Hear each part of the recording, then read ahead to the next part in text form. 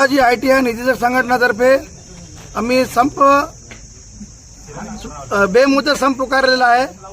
यामध्ये संघटनेचे विविध मागणी आहे, जसे की जुनी पेन्शन योजना 10, 20, 30 कालबाद पदोन्नतीसाठी, त्यानंतर जुनी पेन्शन योजना लागू करण्यासाठी संघटनेने वेळोवेळी शासनाला निवेदन दिले असून शासन स्तरावर कसल्याही प्रकारची कारवाई होत नाही।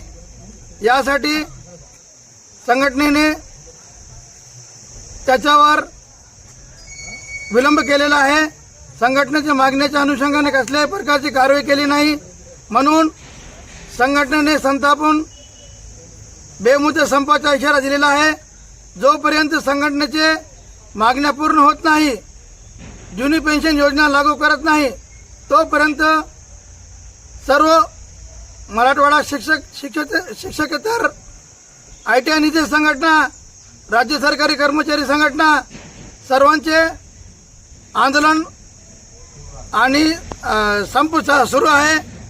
कृपया शासनाला मी विनंती करतो की संघटनेच्या मागण्याच्या अनुषंगाने पूर्ण मागण्या मंजूर करून शासन निर्णय, शासन परिपत्रक संघटनेला देण्यात यावे। जोपर्यंत संघटनेच्या मागण्या पूर्ण होत नाही, तोपर्यंत संप चालू राहणार आहे। आमचे जे संघटनेचे जे पदाधिकारी आहे, वरिष्ठ पदाधिकारी, त्यांनी आम्हाला परिपत्रक पाठवले आहे की शासन स्तरावर कसल्याही प्रकारची सरकार कारवाई करत नाही, दुर्लक्षपणा करत आहे। म्हणून संघटनेने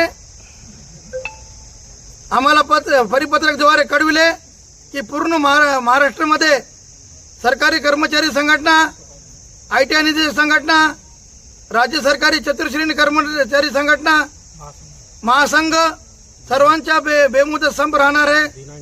दिनांक 21 एप्रिल 2026 पासून बेमुदत संपचा इशारा त्यांनी जाहीर केलेला आहे।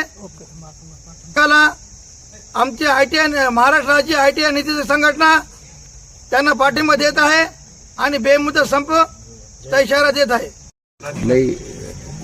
सर, आम्ही सर्व सरकारी जे कर्मचारी आहेत, काही जण OPS मध्ये आहेत, काही जण NPS मध्ये आहेत आणि RNPSच्या ज्या काही योजना आहेत त्या आजपर्यंत क्लिअर झालेल्या नाही आहेत की त्याच्यामध्ये नक्की तरतुदी काय आहेत। तर आमचं म्हणणं आहे की सर्व जे सरकारी कर्मचारी आहेत त्या सर्वांना पुन्हा जुन्या पेन्शन योजनेचा लाभ मिळावा, जेणेकरून सर्व सरकारी कर्मचाऱ्यांना न्याय मिळेल। काही OPS मध्ये आहेत, काही NPS मध्ये आहेत। हा दुजाभाव सरकारने टाळावा आणि आमच्या ज्या 18 मागण्या आहेत त्या लवकरात लवकर सरकार कशा पूर्ण करू शकते ह्याच्यावरती योजना आखाव्यात। नेमकं आज 21 एप्रिल पासून आम्ही हा संप करतोय। हा बेमुदत राहील। जोपर्यंत सरकार आमच्या मागण्यांवरती लक्ष देत नाही, तोपर्यंत आम्ही सर्व कर्मचारी या संपावरती ठाम राहणार आहे।